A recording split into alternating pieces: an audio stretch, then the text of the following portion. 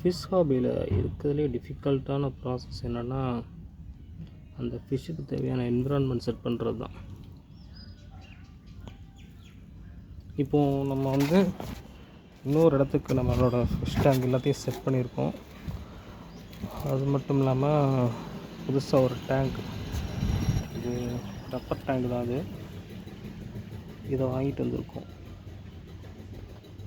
வாங்கிட்டு வந்து அதை டாப்பை மட்டும் ஓப்பன் பண்ணிவிட்டு அதில் தண்ணி ஊற்றி கொஞ்சம் மண் போட்டு வச்சுருக்கேன். மண்ணில் இருக்க அந்த சத்தெல்லாம் தண்ணியில் மிக்ஸ் ஆகி அது மூலியமாக மைக்ரோ ஆர்கானிசம்ஸ் வந்து கொஞ்சம் க்ரோ ஆகும். அதனால் இப்போதைக்கு அதை ரெடி பண்ணி வச்சுருக்கேன். கொஞ்சம் இதில் க்ரீன் வாட்டர் கல்ச்சர் ஆனதுக்கப்புறம் இதில் ஃபிஷ்ஷை ரிலீஸ் பண்ணணும்.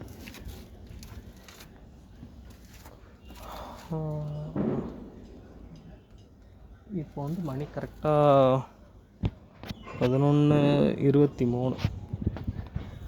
சன் வந்து டைரெக்டாக இருக்கிறதுனால தண்ணி ஹீட் ஆகுதான்னு மேலே பார்க்கணும். ஏன்னா டைரெக்ட் சன்லைட்டில் இருக்கும்போது தண்ணி ஹீட் ஆகும். ஹீட் ஆகிறதுனால மீனுக்கு வந்து டக்குன்னு அஃபெக்ட் ஆகிடும். அதனால தான் இப்போது இந்த பக்கெட்டில் இருக்க வாட்டர் கொஞ்சம் ஹீட்டாக இருக்குது. இதுவே இந்த டப்பில் இருக்கிறது வந்து அவ்வளோவா ஹீட்டாக இல்லை.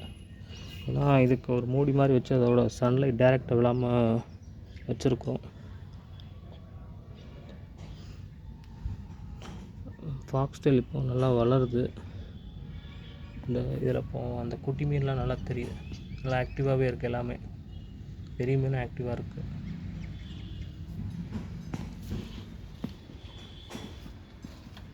ஆக்சுவலி இந்த டப்ஸ் வந்து பிளாக் கலரு, அது ஹீட்டை அதிகமாக அப்சர்வ் பண்ணுங்கிறதுனால இந்த மாதிரி ஒரு ஒயிட் கலரில் ஒரு பாலித்தீன் கவர் மாதிரி ஒன்று போட்டு அந்த ஹீட்டை கம்மி பண்ணுறதுக்கு வச்சுருக்கேன்.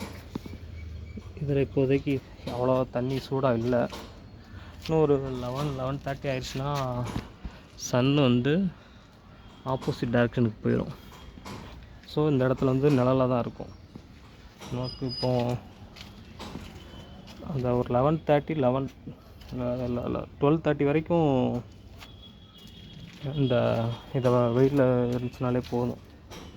அதுக்கப்புறம் நம்ம இந்த சோறு வந்து ஷேடோ விழ ஆரம்பித்ததுக்கப்புறம் ஹீட் இறங்காது.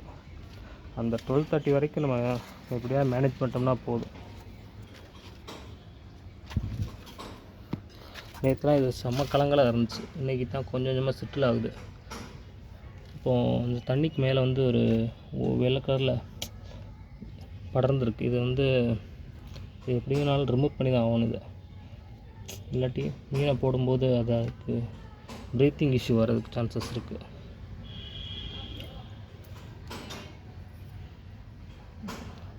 மீனை வந்து அதுக்கு ஸ்விம்மிங்க்கு அதிகமான ஸ்பேஸ் கொடுக்கும்போது கொஞ்சம் நல்லாவே க்ரோ ஆகும். ஹரிசாண்டலாக இருந்தால் தான் அது நல்லது. இந்த மாதிரி வெர்டிக்கலாக இருந்தால் அதுக்கு வெர்டிக்கல் ஸ்பேஸ் நல்லாயிருக்கும். ஆனால் ஸ்விம் பண்ணுறதுக்கான ஸ்பேஸ் வந்து இருக்காது. இதில் மயில் மாணிக்கம் இப்போது நல்லா கொஞ்சம் டைரக்ட் சன்லைட்டில் இருக்குது. கொஞ்சம் காயிற மாதிரி தெரியுது. நம்ம வாட்டர்லாம் நல்லா தான் ஊற்றுறோம்.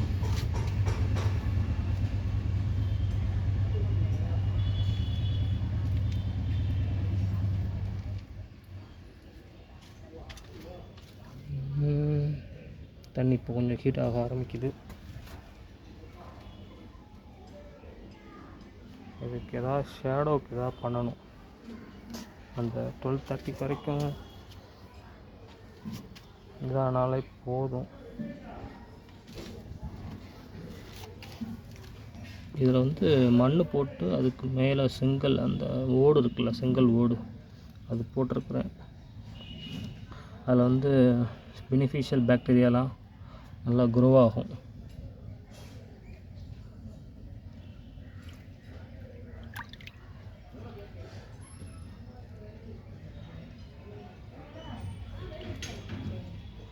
ஸ்டைல் இதில் ஒன்று போட்டது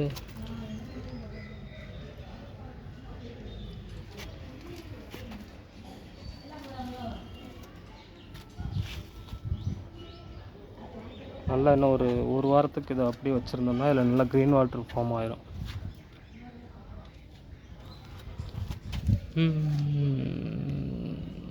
இப்போ நல்லா அந்த நேற்று பொறிச்ச சிக்ஸ்லாம் நல்லா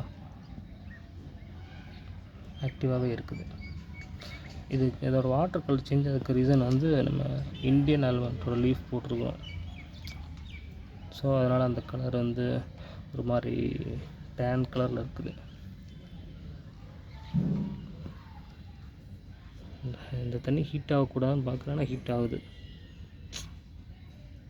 ஸோ ஷேடுக்கு ஏதாவது பண்ணால் தான் இங்கே இருக்க செடியெல்லாம் கொஞ்சம் நல்லா இதாகும்.